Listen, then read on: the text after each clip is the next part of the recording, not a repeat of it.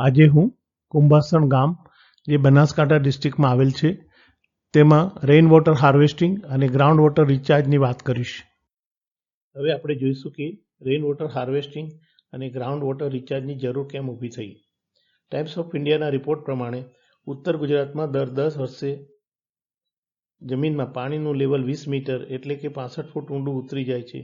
એટલે દર વર્ષે 6 થી 7 ફૂટ જેટલું પાણી જમીનમાં ઊંડું ઉતરી જાય છે. હું 1960 થી અત્યાર સુધીની વાત કરું તો જમીનમાં પાણીનું તળ 5 થી 6 મીટર એટલે કે 15 થી 20 ફૂટ ઊંડું હતું. સાલ 1965માં 30 ફૂટ થયું, 1970માં 45 ફૂટ થયું, 1975માં 100 ફૂટ થયું, 1985માં 150 ફૂટ થયું, 1995માં 250 ફૂટ થયું, 2000ની સાલમાં 375 ફૂટ ઊંડું થયું, 2010માં 600 ફૂટ થયું, 2017માં 800 ફૂટ થયું અને પાણી ખતમ થઈ ગયું. તો હવે આપણે ખેડૂતે કરેલ ખર્ચની વાત પર આવીએ. 1960માં કૂવા બનાવી બળદથી કોસ દ્વારા પાણી કાઢીને ખેતી કરતા હતા. 1965માં કૂવામાં ડીઝલ એન્જિન લગાડવું પડ્યું કેમ કે પાણી ઊંડું ઉતરી ગયું. 1970માં ડીઝલ એન્જિન કામ ન લાગતા ઇલેક્ટ્રિક મોટરો લગાડીને પાણી કાઢવાની જરૂર ઊભી થઈ. 1975માં હજુ પાણી નીચે ઉતરી જતા 100 ફૂટનો બોર બનાવીને સબમર્સિબલ પંપ મૂકીને પાણી કાઢવાથી ખેતી કરતા હતા. 1985માં 150 ફૂટનો બોરવેલ બનાવ્યું. 1995માં 200 થી 225 ફૂટનો બોરવેલ બનાવ્યું. 2000ની સાલમાં 350 થી 400 ફૂટનો બોરવેલ બનાવ્યો. 2010માં 450 થી 500 ફૂટનો બોરવેલ બનાવેલ. 2017ની સાલમાં 600 થી 800 ફૂટનો બોરવેલ બનાવેલ. આ બધાનો ટોટલ ખર્ચ કરવા જઈએ તો 1960 થી લઈને 2017ની સુધીમાં ખેડૂતે આશરે 20 થી 25 લાખનો ખર્ચ કરી ખેતી કરી હતી અને પાણી ખતમ થઈ ગયું. હવે ભૂતળની વાત કરીએ તો જીઓલોજી પ્રમાણે કુંભાસણ ગામને 2 એક્વિફર મળેલા છે. પહેલું એક્વિફર 250 થી 300 ફૂટ સુધીનું છે જેમાં પાણીનો જથ્થો સંગ્રહ થઈ શકે. આશરે 300 થી 600 ફૂટ સુધી સોલિડ રોક હોવાથી પાણી જમીનમાં ઉતરી શકતું નથી. અને બીજું એક્વિફર 600 થી 900 ફૂટ સુધી આવેલું છે જેમાં પાણી સંગ્રહ થઈ શકે. આનો ઉપાય શું? ખાલી કૂવા, ખાલી તળાવો, ખાલી નદીઓ, જમીનમાં પાણી પણ પૂરા થઈ ગયેલા. તો હવે કરવું શું? સિંચાઈ પણ નથી. તો શું કરવું? ભગવાનને પ્રાર્થના કરવી રહી. પ્રાર્થનાના ફલ સ્વરૂપે પ્રભુએ કુદરત ઉપર ભરોસો કરવા અને તેની રચના સમજવાનો પ્રયત્ન કરવાની તાકીદ કરી. એટલે જેટલો વરસાદ પડે તે બધું પાણી સંગ્રહ કરી અને વાપરવાની સલાહ મળી.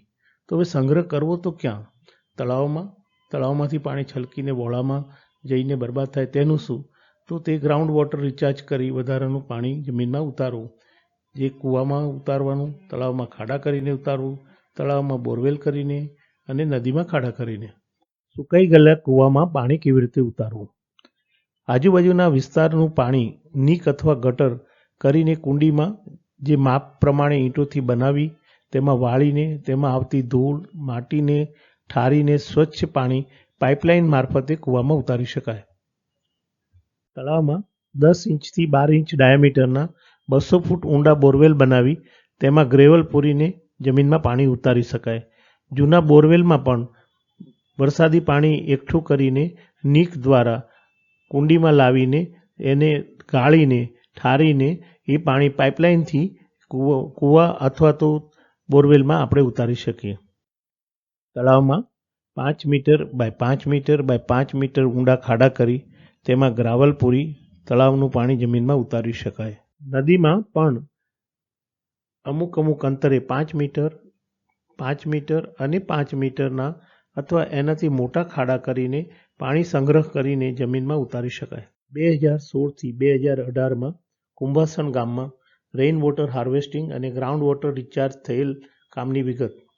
સુકાઈ ગયેલા કૂવા નંગ 5, છોડી દીધેલા સુકાઈ ગયેલા બોરવેલ નંગ 5, 11 તળાવમાં ખાડા કરી તેમજ બોરવેલ બનાવી અને રડબીમાં 5 પીટ બનાવી તેમજ જેટલા ચેકડેમ આવેલા છે તેમાંથી ડિસિલ્ટિંગ કરી જૂના ચેકડેમોની મરામત કરી પાણીનો સંગ્રહ કરી જમીનમાં ઉતારેલ છે.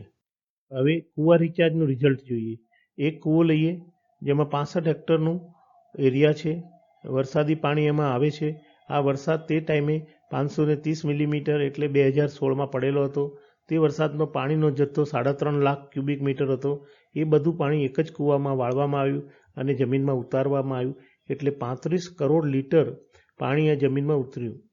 ખેતરોમાં પાણી ભરાઈ રહેતું હતું, તે નવો બોરવેલ કરીને જમીનમાં ઉતાર્યું. જ્યાં 12 ઇંચ ડાયામીટરનો 200 ફૂટ ઊંડો બોરવેલ કર્યો અને તેની અંદર ગ્રેવલ નાખીને પાણી ઉતાર્યું. આ ખેતરનો એરિયા 10 હેક્ટર હતું અને એમાં 2.5 થી 3 મીટર પાણી ભરાઈ રહેતું હતું. આખું વર્ષ ખેતી થતી નહોતી. બોરવેલથી વરસાદનું પાણી 2,50,000 ક્યુબિક મીટર જમીનમાં પાણી ઉતર્યું. આ લગભગ 25 કરોડ લીટર જેટલું થાય. હવે અજય તળાવની વાત કરીએ તો આ તળાવમાં 5 metre by 5 metre by 5 metre ઊંડા ખાડા કરી તેમાં ગ્રેવલ ભરી અને જે બી પાણીનો જથ્થો થાય તે ભૂગર્ભમાં ઉતારવાનો પ્રયોગ કરેલો. અજય તળાવનો એરિયા 15,000 વર્ગ મીટર છે. તેની ઊંડાઈ 7 મીટર છે. ટોટલ જળ સંગ્રહ ક્ષમતા 1 લાખ ક્યુબિક મીટર છે. આ તળાવ 2016માં 3 વખત ભરાયું, એટલે 3 લાખ ક્યુબિક મીટર પાણીનો જથ્થો જમીનમાં ઉતાર્યો. એ 30 કરોડ લીટર જેટલું થાય. વોટર હાર્વેસ્ટિંગ અને ગ્રાઉન્ડ વોટર રિઝલ્ટની વાત કરીએ તો કુંભાસણ ગામમાં 2016માં જે રિચાર્જ થયું તેના આંકડા.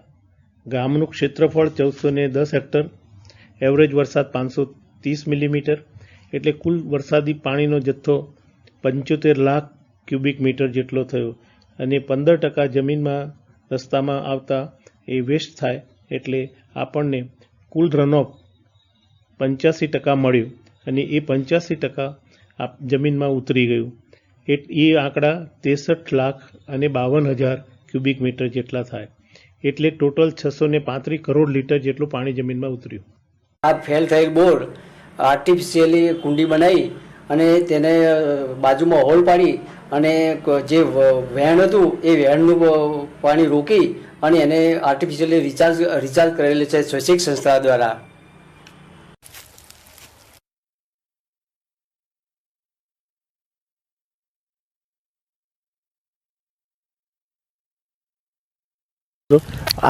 આ કૂવામાં જે પાણી આવે તે કેટલા હેક્ટરમાંથી પાણી આવે?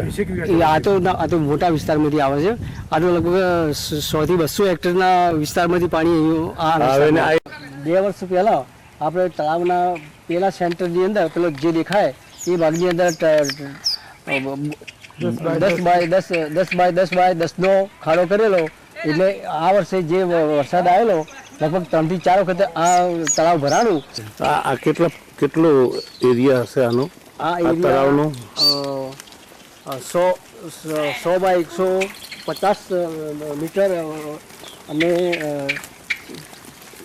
5 મીટરની 5 થી 7 મીટરની ડેપ્થમાં આ આખો એરિયા છે.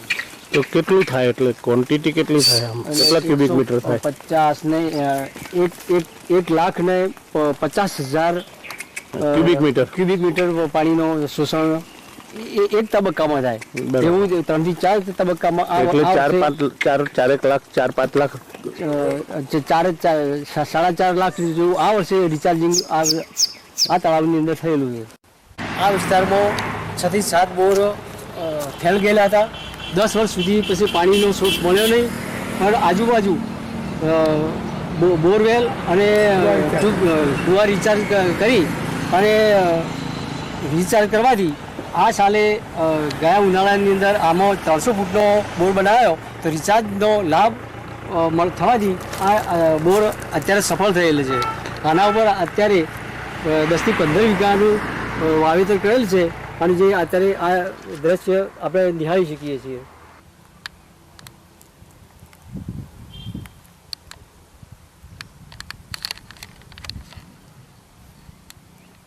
આ લડબી નદી છે અને એ ચોમાસા દરમિયાન જ પાણી રહે છે. આ નદી ઉપર સિરીઝ ઓફ ચેકડેમ બનાવેલા છે, તો અમુક તૂટેલા હતા અને અમુક સાઈડમાંથી પાણી જતું રહેતું, તો સાઈડના એનું ડિપેન્ડિંગ કરી અને સાઈડના બેંક અને જે તૂટેલા ભાગ એના પૂરણ કરવામાં આવ્યું. તો ગયા ચોમાસાની અંદર તો એનો લાભ આ જે આખી ચેકડેમના બેસ્ટ લેવલ સુધી પાણી ભરાઈ અને આખી નદી રિચાર્જ કરવામાં સફળ રહ્યા. અહીંયા ખોડલા અને વેળંચાની સીમમાંથી ખૂબ જ પાણીનો આવરો છે. ચોમાસાની ઋતુની અંદર અહીંયા લગભગ 2.5 થી 3 મીટર સુધી પાણી ભરાય છે અને અંદાજે 20 હેક્ટરમાં પાણી આ જમા થાય છે અને ચોમાસું સિઝન નિષ્ફળ જાય છે આના હિસાબે. પરંતુ સેવાભાવી સંસ્થાએ અમને ખેડૂતોને મદદ કરી અને એક અહીંયા બોરવેલ બનાવેલો છે રિચાર્જિંગનો, એના હિસાબે પાણી રિચાર્જિંગ થાય છે. હવે રિઝલ્ટની વાત કરીએ તો સને 2016માં 635 કરોડ લીટર પાણી જમીનમાં ઉતર્યું હતું. એવું દર વર્ષે વરસાદી પાણી જમીનમાં ઉતારી શકાય અને જો વરસાદ વધારે પડે તો આંકડા વધી બી શકે. આ રિચાર્જ કરવાની સ્કીમ કુંભાસણમાં સક્સેસ છે, કેમ કે અહીંની જમીન સેન્ડી સિલ્ટ એટલે કે રેતાળ છે, જ્યાં ઓપન પીટ દ્વારા તળાવમાં પાણી જમીનમાં ઉતારી શકાય. કોઈ જગ્યાએ ક્લેનું લેયર આવે ત્યાં બોરવેલની જરૂર પડે. આ 12 ઇંચના ડાયામીટરના 200 ફૂટ ઊંડા બોરવેલ ચાલી શકે અને એનાથી રિચાર્જ કરી શકાય. પહેલું એક્વિફર 300 ફૂટનું છે, એટલે નવા બોરવેલ પણ 250 થી 300 ફૂટના બનાવીને પાણી કાઢી શકાય. આમાં મોટર 10 હોર્સ પાવરની લગાડી શકાય અને પાવર કન્ઝમ્પશન 10મા ભાગનું થઈ શકે. નવા 15 થી 20 બોર થયા અને આશરે 150 થી 250 હેક્ટરમાં ખેતી વધી.